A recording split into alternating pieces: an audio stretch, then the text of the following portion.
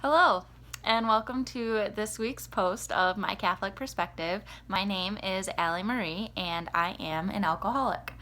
About 2 weeks ago, I began attending AA meetings again. It has been about 2 years since I attended, and at that point, when I decided to try to drink again, I had been sober for about 8 months.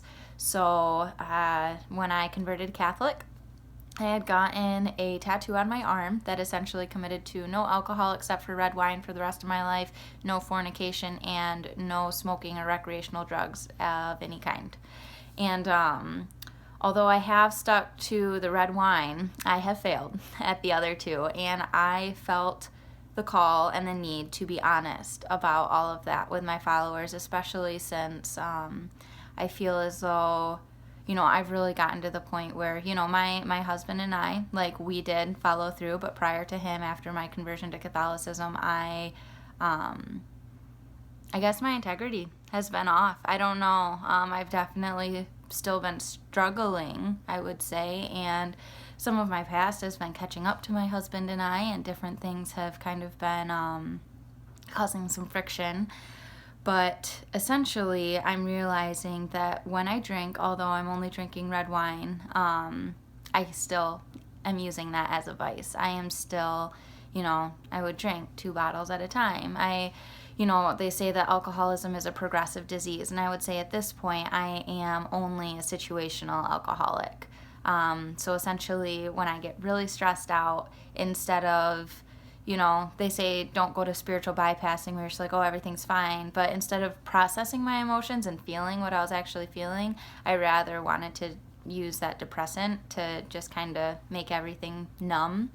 And so I would drink situationally if I got really stressed out. And then other times I'd be totally fine to just have a glass of wine with dinner and drink socially, and that was totally fine. But seeing that progression and seeing different, they call them benders, as I would like go and drink for maybe 2 weeks straight and then sober up and have like this detox phase and, just this constant back and forth. I've finally come to the conviction that, that I'm just, what good is alcohol giving to my life? Like, what is that really promoting for me? How is it pushing me toward God? How is it helping me remember things and all of these aspects? And the same thing goes with my drug of choice, with marijuana. When I was converting Catholic, it was the week before my confession. I had quit smoking in June of 2012, and then I had been clean for about a year.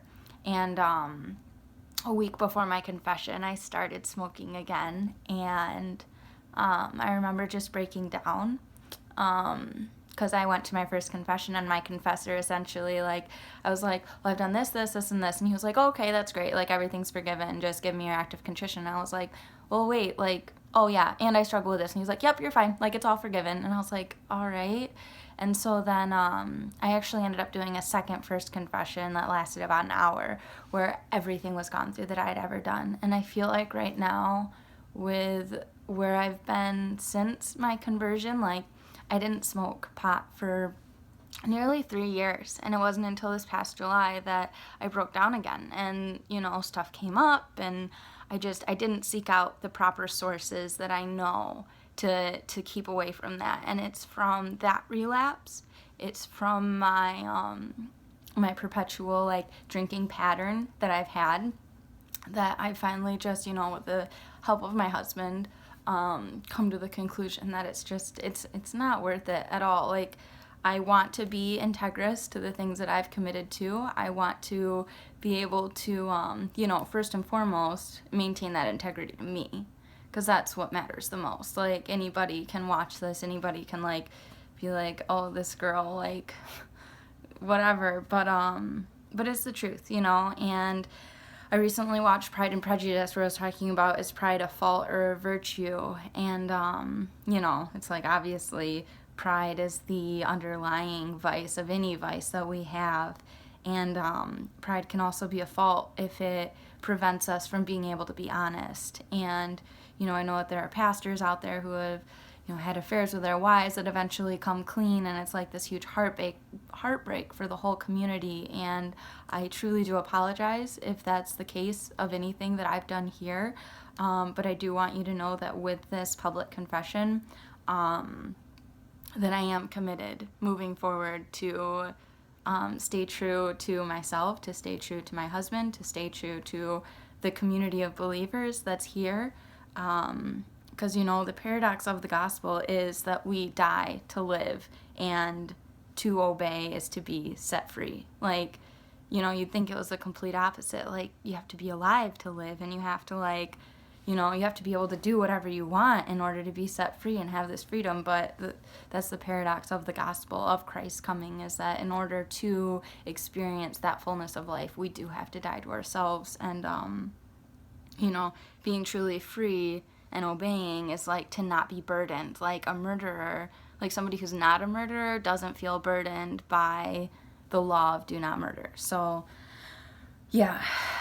I felt very convicted. I didn't post last week mainly because I was still processing a lot of this and kind of trying to figure out what it was that I was supposed to say. And I don't know if it's still the right thing or the wrong thing, but I just trust God that He's going to use this for whatever it is His purposes are. And I'm willing to accept the consequences of anything that comes forward from it. But I do want you to know, I've been going to meetings again for the last 2 weeks, and I'm going to continue. I have a Monday night home group, and I have people that are holding me accountable to my convictions as well. So I pray that your convictions remain true for you, and truly allow your conscience to be formed properly in accordance with Scripture and with the Catechism and the Church. And that's ultimately what's going to draw you closer to God in your freedom and in your life. So God bless you all. Thanks for watching, and thanks for understanding. I'll see you again next week. God bless.